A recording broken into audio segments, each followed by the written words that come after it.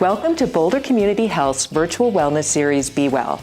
I'm Gina DeNucci, your host, and in today's episode, we hear ways to take action against the obesity epidemic. Learn how food tracking can help us reach health goals, and discover the joys of playing pickleball for all ages. And be sure to stay with us until the end for the opportunity to win a $75 gift card to Frank's Chop House in Boulder. Let's begin.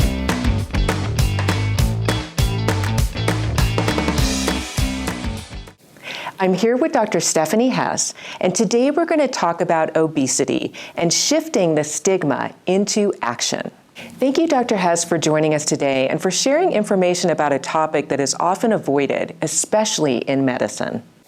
Could you give us a brief overview of the obesity situation in the United States? Absolutely. 42% approximately of U.S. population is considered to be suffering from obesity today. And if we stay at the same trajectory, the estimate will be 59% of today's youth will be diagnosed with obesity by 35 years of age. There is great disparity in the prevalence of obesity in the U.S. by ethnicity and race, and greater than 10% of our globe is considered to be obese. So this too is indeed a pandemic. How has this situation been impacted by the COVID pandemic? Many Americans gained weight during the pandemic.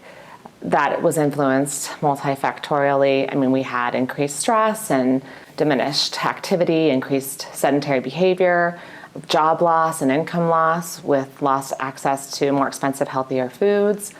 And by a survey, it was estimated that 40% of adults gained more weight than they would have ever intended. And on average, it was approximately 29 pounds of weight gain. With pediatric chart review, we see an increase in risk for being obese in the pediatric population that went from 36% of children to 45% of children at risk for obesity during this pandemic. And again, there is great disparity for prevalence of obesity by ethnicity and race, and therefore there is great disparity of morbidity and mortality by ethnicity and race during this pandemic. Is there a stigma associated with weight in medicine? Weight stigma refers to discrimination toward an individual based on their weight and their size. Weight stigma is the most common bias in medicine. It's fueled by misconception and blame. So we blame the individual and think perhaps they could just eat less and exercise more to achieve a normal BMI.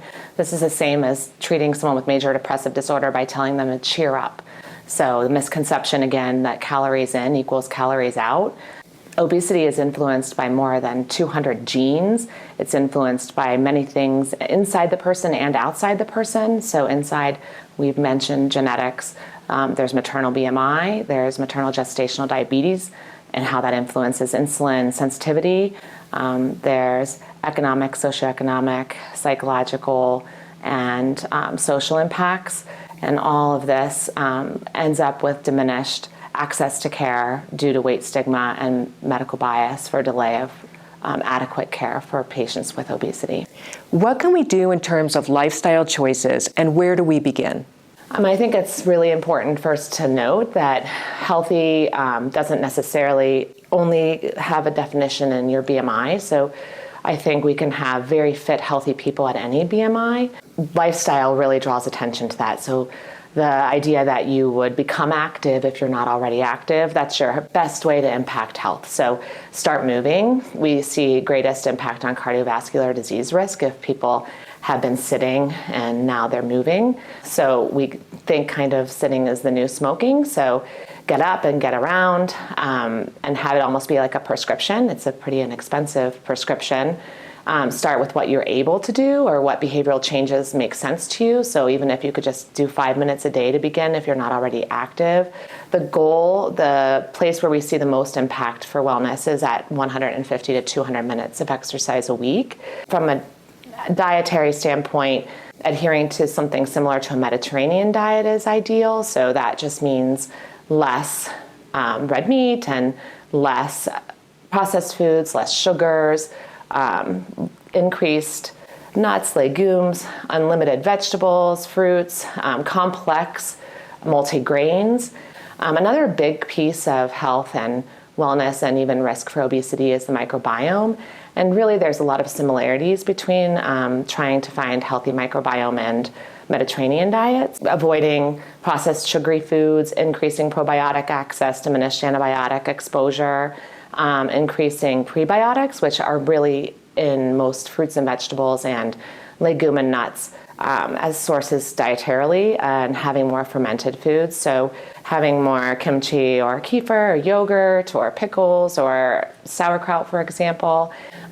Take care of self-care and diminish stress. So whatever that means, we can talk first about sleep. So protecting your sleep and trying to reach proper circadian rhythm, honor yourself and do deep breathing or meditation or relaxation techniques, or support yourself if you need more mental health support. The reset of the stress, because stress definitely increases fat storage and increases BMI.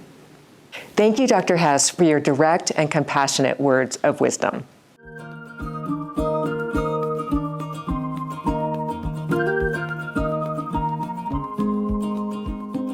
Have you been on the fence about tracking your food and exercise? Hi, my name is Sue Heikkinen, a registered dietitian with MyNet Diary, a top-rated calorie nutrition tracker app with 12 million global users. I want to share 5 ways tracking your food intake can help you find success in your health journey. Did you know that people who log their food tend to lose more weight and keep it off in the long run? In my more than 20 years working with clients, I've seen how tracking helps people meet their goals, whether for weight loss or other health reasons. Research backs this up. First, tracking what you eat works because it helps you increase awareness of food choices. The first step to changing any behavior is recognizing your current patterns. Did you know that people tend to underestimate how much they eat by about 30%? Tracking prevents this calorie amnesia.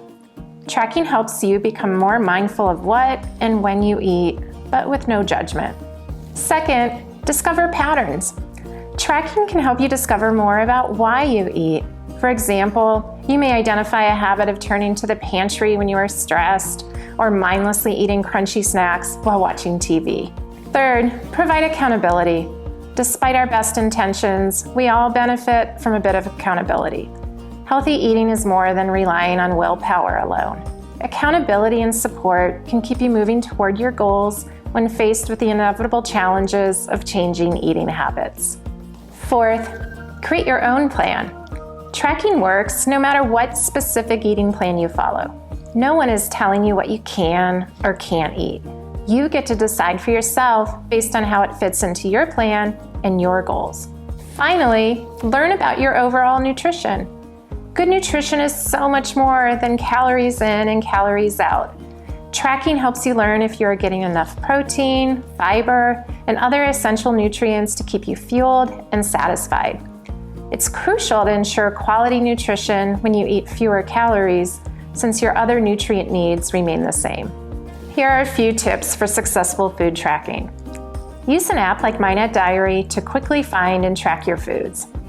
You can even scan a food's barcode with your phone camera to pull up the food in a flash. Be curious, not critical. Use tracking as an opportunity to learn about your choices. No one eats perfectly, nor do they need to. Measure your portions to avoid portion distortion and to get accurate nutrition information. Enter your favorite recipes and save your common meals to make future tracking a snap. Try tracking for a day or two to see what you learn about your eating habits. Good luck and good health.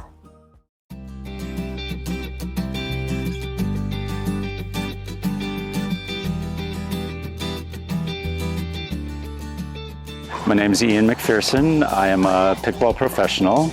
I compete at the competitive level as a senior pro.